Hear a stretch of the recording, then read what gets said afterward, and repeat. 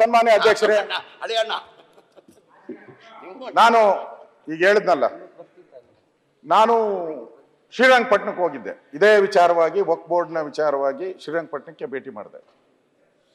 ಇವಾಗ ಹೇಳಿದ್ರಲ್ಲ ಅವರು, ನಾವೇನು ಹಂಗೆ ಮಾಡಲ್ಲ, ಏನು ಜಮೀರ್ ಅಹಮದ್ ಅವಾಗೆ ಮಾತಾಡ್ದಾಗ ನಾನು ಹೇಳಿದ್ನಲ್ಲ, ನನ್ನ ಮೇಲೆ ನೀವು ಏನು ಬೇಕೋ ಹೇಳಿ, ನಾನು ಅಲ್ಲಿ ನಿಂತ್ಕೊಂತೀನಿ ಬಂದು ಅಂತ.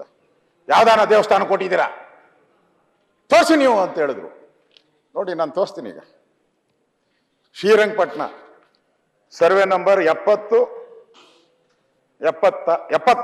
ಸರ್ವೆ ನಂಬರ್ 74, 6 ಗುಂಟೆ ಜಾಗ, ಲಕ್ಷ್ಮೀ ದೇವಸ್ಥಾನ, ಚಿಕ್ಕಮ್ಮನ ದೇವಸ್ಥಾನ ಅಂತ ಕರೀತಾರಲ್ಲ, ಚಿಕ್ಕಮ್ಮನ ದೇವಸ್ಥಾನ, ಲಕ್ಷ್ಮೀ ದೇವಸ್ಥಾನ. ಅಲ್ಲಿ ನಾನೇ ಹೋಗಿದ್ದೆ. ಅಲ್ಲಿ ಒಂದೇ ಒಂದು ಮುಸ್ಲಿಂ ಕುಟುಂಬನೂ ಇಲ್ಲ. ಇದು ಎಲ್ಲಿದೆ ದೇವಸ್ಥಾನ? ಲಕ್ಷ್ಮೀ ದೇವಸ್ಥಾನ, ಚಿಕ್ಕಮ್ಮನ ದೇವಸ್ಥಾನ ಅಂದ್ರೆ ಆ ಗದ್ದೆಗಳು ಪೂರ್ತಿ ಗದ್ದೆ ಇದೆ, ಮನೆಗಳು ಇಲ್ಲ. ಅದ್ರ ಮಧ್ಯೆ ಇದು ಚಿಕ್ಕಮ್ಮನ ದೇವಸ್ಥಾನ ಇದೆ. ಅಧ್ಯಕ್ಷ, ಇದು ಚಿಕ್ಕಮ್ಮನ ದೇವಸ್ಥಾನ. ಇದು ಹಿಂದೆ ಮಹಾರಾಜರ ಕಾಲದಲ್ಲಿ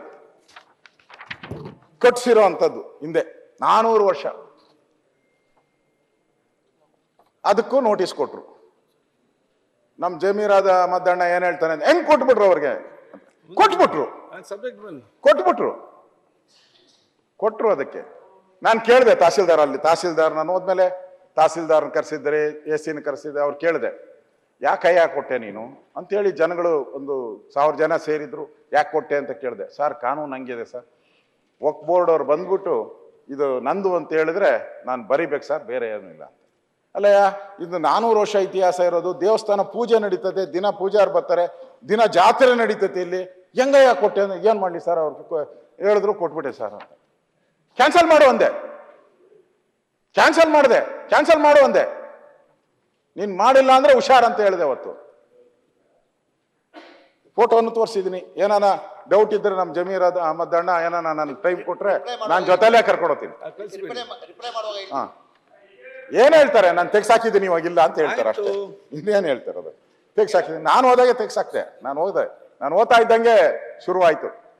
ಅದರಿಂದ ಇವತ್ತು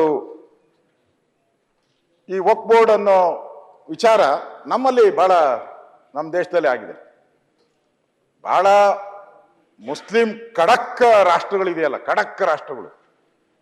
ನಮ್ದು ಮುಸ್ಲಿಂ ಅನ್ನೋದೇ ಬೇರೆ ದಾರಿನೇ ಇಲ್ಲ ಅನ್ನೋ ರಾಜ್ಯಗಳೆಲ್ಲ ಇವತ್ತು ಇಸ್ಲಾಂ ದೇಶಗಳು. ಇರಾಕಲ್ಲಿ ಇಲ್ಲ ವಕ್ಫ್ ಬೋರ್ಡು, ಜೋರ್ಡಾನ್ನಲ್ಲಿಲ್ಲ, ಸಿರಿಯಾದಲ್ಲಿಲ್ಲ, ಲೆಬನಾನಲ್ಲಿಲ್ಲ, ಸುಡಾನ್ನಲ್ಲಿಲ್ಲ, ಈಜಿಪ್ಟಲ್ಲಿಲ್ಲ, ಲಿಬಿಯಾದಲ್ಲಿಲ್ಲ, ಟರ್ಕಿಯಲ್ಲಿಲ್ಲ. ಈ ದೇಶಗಳಲ್ಲಿಲ್ಲ. ಅಲ್ಲಿ ಮಸೀದಿಗಳಿದೆ, ದೇವ್ರ ಪ್ರಾರ್ಥನೆ ನಡೀತೈತೆ, ಅಲ್ಲಾ ಪ್ರಾರ್ಥನೆ ನಡೀತೈತೆ, ಅಲ್ಲಾನ ಪ್ರೇಯರ್ ಮಾಡ್ತಾರೆ. ನರೇಂದ್ರ ಮೋದಿ ಎಲ್ಲ ಪ್ರತಿಯೊಂದು ನಡೆಯುತ್ತೆ. ಈಗ ಹೇಳ್ತಾ ಇದ್ರಲ್ಲ ನೀವು, ನಿಮ್ದೇ ಸರ್ಕಾರ ಉಳಿತಿಲ್ಲ. 2020 ವಾಜಪೇಯಿ ಅವರು ಪ್ರಧಾನಮಂತ್ರಿ 2 ಬಾರಿ ಆಗಿದ್ರು. ನನ್ನ ಅನಿಸಿಕೆ 2 ಸತಿ ನರೇಂದ್ರ ಮೋದಿ ಆಗಿದ್ದಾರೆ. ಅವಾಗ ಏನಾಗಿದೆ ಅಂದ್ರೆ, ಅವಾಗ ಎಲ್ಲೋಗಿತ್ತು? ಈ ಪೇಪರ್ ಅಲ್ಲಿ ದಿನ ನೋಡಿದಾಗ ನಮ್ಗೆ ಒಂದ್ ರೀತಿ ಭಯ ಆಗಕ್ ಶುರು ಆಗ್ಬಿಟ್ಟಿದೆ. ದಿನ ಪತ್ರಿಕೆಯಲ್ಲಿ, ಟಿವಿಗಳಲ್ಲಿ ಈ ಸುದ್ದಿಗಳು ಬರ್ತಾ ಇದ್ರೆ ಭಯ ಆಗ. ನೀವೇ ಹಾಕ್ಸ್ಬಿಟ್ಟು ನೀವೇ ಭಯ ಬಿದ್ರೆ ಹೆಂಗಣ? ಯಾಕೆ ಹಾಕ್ಸಿರೋದು ನೀವೇ, ಬೀಳ್ತಿರೋದು ನೀವೇ ಅಂದ್ರೆ ಹೇಳ್ತೀನಿ ಯಾರು ಅಂತ. ನಾನೇ ಹೇಳ್ತೀನಿ, ಅವ್ರು ಯಾರ ಹೆಸರು ಅಂತ ನಾನೇ ಹೇಳ್ತೀನಿ. ಈಗ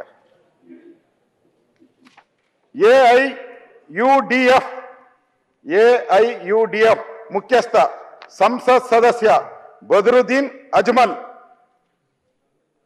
ಸಂವಿಧಾನವನ್ನ ಎತ್ತಿ ಹಿಡಿಯುವಂತ ದೆಹಲಿಯ ಪಾರ್ಲಿಮೆಂಟ್ ಭವನ ನಮ್ಮದು ಅಂತ ಎಲೆಕ್ಟ್ರಾನಿಕ್ ಮೀಡಿಯಾದಲ್ಲೂ ಹೇಳಿದ್ದಾರೆ, ಪ್ರಿಂಟ್ ಮೀಡಿಯಾದಲ್ಲೂ ಹೇಳಿದ್ದಾರೆ.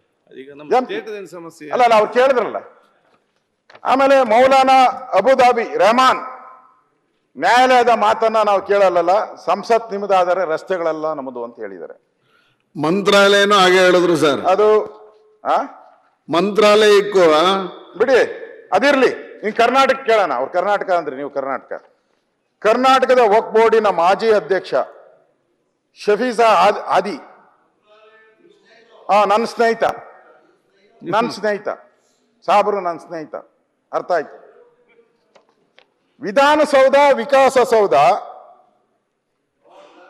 ಉದ್ಯೋಗ ಸೌಧ ಇದ್ರ ಸುತ್ತಮುತ್ತ ಇರೋದೆಲ್ಲನೂ ಕೂಡ ವಕ್ಫ್ ಬೋರ್ಡ್ ಅಂತ ಹೇಳಿದ್ರು. ಯಾರು ವಕ್ಫ್ ಬೋರ್ಡಿನ ಅಧ್ಯಕ್ಷ ಶಾಫಿ ಸಾದಿ ಅವ್ರನ್ನ ಬಿಜೆಪಿ ಸರ್ಕಾರ ಇರುವಾಗಲೇ ಮಾಡಿದ್ದು. ಯಾರು ಮಾಡಿದ್ದು? ಅವಾಗ ಹೇಳಿದ್ರಲ್ಲ, ಏನ್ ಮಾಡ್ತಾ ಇದ್ರು? ಲಡ್ಡು ತಿಂತಾ ಇದ್ರ ನೀವು? ಅವ್ರು ನೀವೇ ಚೇರ್ಮನ್ ಮಾಡಿದ್ರು, ಲಡ್ಡು ಕುತ್ಕೊಂಡು ತಿಂತಿದ್ರ? ಅವ್ರು ಹೇಳಿಕೆ ಕೊಟ್ಟಿಲ್ಲ, ಯಾರಾದ್ರೂ ಅಷ್ಟೇ ಲಡ್ಡು ಕುತ್ಕೊಂಡು ಕೂತಿದ್ರ? ಅಲ್ಲಿದ್ರು ಅಷ್ಟೇ, ಇಲ್ಲ ನೀವೇ ಮಾಡಿ ಚೇರ್ಮನ್ ಅವ್ರನ್ನ. ನಿಮ್ ಬಿಜೆಪಿ ಸರ್ಕಾರದಲ್ಲಿ ಆಗಿರೋದು. ಅವ್ರು ಹೇಳಿರೋದು ಇವಾಗ ಇವಾಗಿಲ್ಲ, ತೆಗಿರಿ ಇವಾಗ ಹೇಳಿರೋದು ಬಿಜೆಪಿ ಸರ್ಕಾರನೇ ಅಧ್ಯಕ್ಷ ಮಾಡೋದು ಒಪ್ಕೋಬೇಕು ಅದನ್ನ. ದಾಖಲೆ ತೆಗಿರಿ ಅಶೋಕ್ ಅವರೇ. ಆಯ್ತು, ನೀವು ಮಾಡಿದ ಚೇರ್ಮನ್ ಅವ್ರನ್ನ, ನೀವು ಮಾಡಿದ ಚೇರ್ಮನ್ ನಿಮ್ಮ ಅಧ್ಯಕ್ಷರು ನಾವು ಆಯ್ತು ಸ್ವಾಮಿ, ನಿಮ್ದೇ ಸರ್ಕಾರ ಆಯ್ತು, ನೀವೇ ಚೇರ್ಮನ್ ಮಾಡಿದ್ರಲ್ಲ. ಲಡ್ಡು ಕುತ್ಕೊಂಡು ತಿಂತಿದ್ರ? ಒತ್ತುಕೊಂಡಿದ್ರ? ಬಿಜೆಪಿ ಈಗ ಅವರೇ ಮಾಡಿದ್ದು. ನಮಗೆ ಅಧ್ಯಕ್ಷರು ಮಾಡಿ ನೀವೇ ಸೇಫ್, ನಮ್ಗೆ ಸೇಫ್ ಅಂದ್ರೆ ಮುಗಿಸ್ಲಿ. ನಮ್ಗೆ ಸೇಫ್ ಅಂದ್ರೆ ಬೆಳಗಾವಿನೇ. ನೀವು ಪೀಠ ಬೇರೆ ತರಿಸಿದ್ದೀರಾ. ಹಾ, ಬೆಳಗಾವಿಯಲ್ಲಾದ್ರೆ ನಮ್ಗೆ ಸೇಫು. ಈ ಬೆಂಗಳೂರದೆಲ್ಲ ಅವ್ರದೇ ಅಂತ ಟ್ಯಾಕ್ಸ್ ಹಾಕ್ಬಿಟ್ಟು ವಸೂಲಿ ಮಾಡಿದ್ರೆ, ಅವ್ರು ಯಾರು ಹೇಳಿದಾರ? ಪಾರ್ಲಿಮೆಂಟ್ಗೆ ಹೋಗೋರೆಲ್ಲ ದುಡ್ಡು ಬಾಡಿಗೆ ಕೊಡ್ಬೇಕು ಅಂತ ಇನ್ನೊಬ್ರು ಹೇಳಿದ್ದಾರೆ. ಬಾಡಿಗೆ ಈಗ ಹಿಂಗಾದ್ರೆ ಲಂಗೋಲಮಾಗಿ ಏನಿಲ್ಲ. ಯಾರೋ ದಾರಿಯಾಗ ಹೋಗೋಣ ಹೇಳಿದ್ರೆ ಪರವಾಗಿಲ್ಲ ಸರ್. ಇವರೆಲ್ಲ ಬೋರ್ಡಿನ ಚೇರ್ಮನ್ ಆಗಿದ್ದವರು, ಮೆಂಬರ್ ಯಾರು ಸರ್ ಮಾಡಿದ್ದು? ಎಂಪಿಗಳಾಗಿದ್ದು, ಯಾವ್ದಿದಲ್ಲಾಗಿದ್ದು? ಯಾವ ಟೈಮಲ್ಲಿ ಆಗಿದ್ದವನು? ಯಾರನ್ನ ಮಾಡಬೇಕಲ್ಲ. ನಮ್ಮ ಹತ್ರ ಯಾವ ಗತಿ, ನಿಮ್ ಶಿಷ್ಯ ನಮ್ಮ ಹತ್ರ ಗತಿನೇ ಇಲ್ಲಲ್ಲ ಯಾರು. ನೀವು ಮಾಡಿರೋದು ನಮ್ಮ ಹತ್ರ ಬಾರ್ದು ಇಲ್ಲ. ಮಾನಸಿಕ ಸ್ಥಿತಿ ಹೆಂಗೋ ವಿಧಾನಸೌಧ ಸೇರಿದೆ, ವಿಕಾಸಸೌಧ ಸೇರಿದೆ, ಆಯ್ತು, ಮಾತಾಡ್ಲಿಕ್ಕೆ ಅಂತ ಹೇಳಿದ್ದಾರೆ. ಅವಾಗ ಏನ್ ಮಾಡ್ತಾ ಇದ್ರಿ ನೀವು? ಬೋರ್ಡಿನ ವಿಚಾರ ಮಾತಾಡ್ತಾ ಇದ್ದೀವಿ, ಬೇರೆ ಅಲ್ಲ. ಬೋರ್ಡ್ ವಿಚಾರ, ಬೋರ್ಡ್ ಯಾವ ರೀತಿ ಸಮಾಜದಲ್ಲಿ ಅನ್ಯಾಯ ಆಗ್ತಿದೆ ಅನ್ನೋದು ವ್ಯಕ್ತಿ ವಿಷಯ ಅಲ್ಲ ಅಂತ ಹೇಳಿ ಬೋರ್ಡ್ ವಿಷಯ ಅಂತ ಹೇಳಿ. ವ್ಯಕ್ತಿ ವಿಷಯ ಅಲ್ಲ ಇದು, ಬೋರ್ಡ್ ಬಗ್ಗೆ ಮಾತಾಡ್ತಿರೋದು. ಸನ್ಮಾನ್ಯ ಅಧ್ಯಕ್ಷರೇ, ನೀವೆಲ್ಲ ಮಾಡಿದ್ದು ಅದಾಯ್ತು ನಮ್ಮ ಕರ್ನಾಟಕದಲ್ಲಿ. ನ್ಯೂಸ್ ಫಸ್ಟ್ ನಿರ್ಭೀತಿಯಿಂದ ನಿಮ್ಮ ಪರವಾಗಿ.